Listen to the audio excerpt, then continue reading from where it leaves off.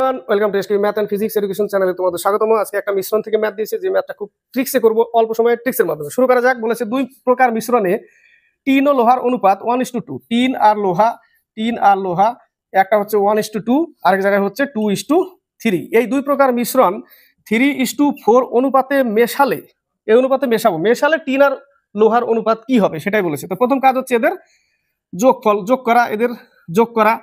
যোগ করলাম 2 আর 3 5।